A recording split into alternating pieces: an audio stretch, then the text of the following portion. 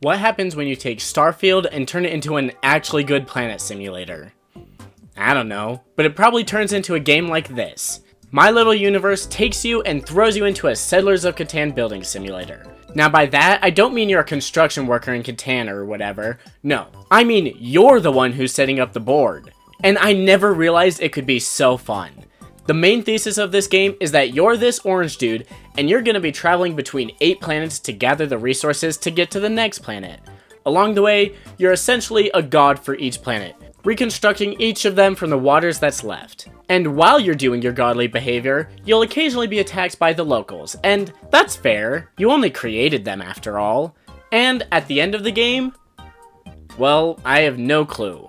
From what it looks like, the game isn't too long, taking me an hour and a half for the first planet, but I'm only at the second planet now, which is completely fine. Now, we have to look at what you're going to be doing the whole time. A whole lot of nothing. Down here. But up here, the world is happening.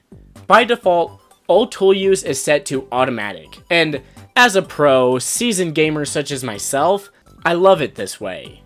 When I play games similar to this, I'm not necessarily playing it for the riveting gameplay. I play this to sit down for an hour, moving my thumbs and occasionally my eyelids. Like I said in the beginning, the whole gameplay is to walk around, break trees or rocks or treasure chests, and build more land. It's really simple, and there's not much story. But who cares? It doesn't need a story. I'm building up Gaia, and nobody can tell me what to do. Not even Mr. Tree right here. And now Mr. Tree dies.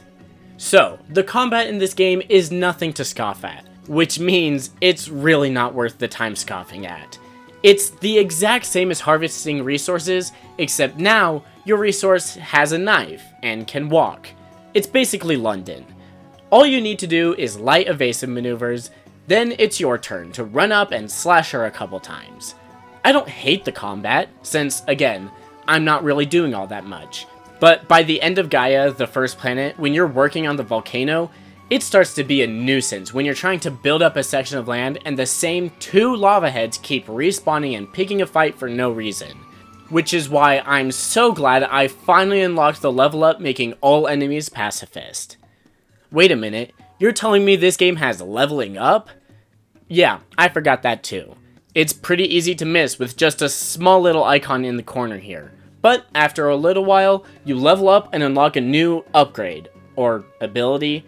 Either way, it changes the way the game plays slightly, and you have the opportunity to not suffer from the enemies, unless you really want to.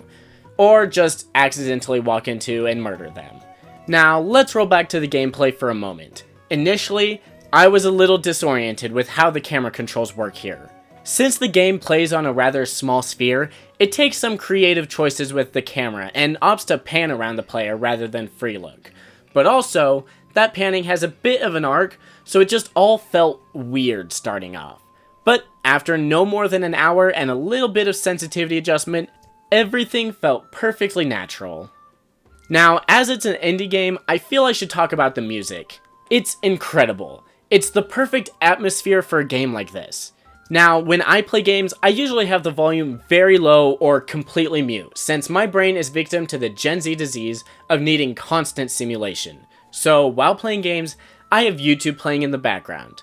But for this game, I think that's the perfect way to play.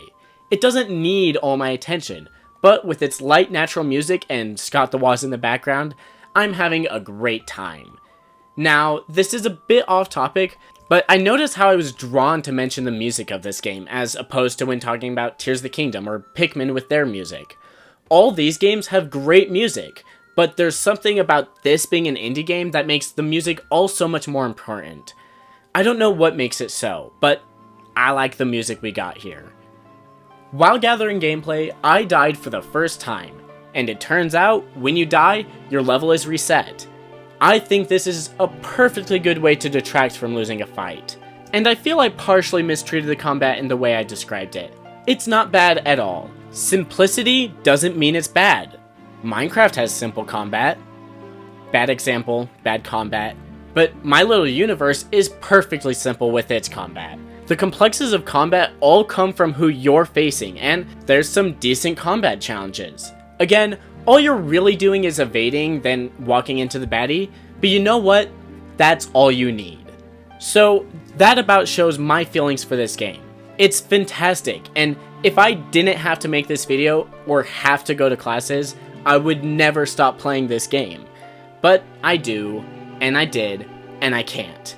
But I hope this review tempts you to try out the game and lose control of your entire life. It's a solid time, and it turns out this game is releasing today on Nintendo Switch and Steam, and lucky enough for me, I managed to get a review copy. But I assure you, the developers had no control over what I said, and I'm not being paid whatsoever, so I'm still credible. Right? Please? But you know what? That's just how the cookie crumbles. Remember to check your tires every 3 years, and as always, keep cool. Bye.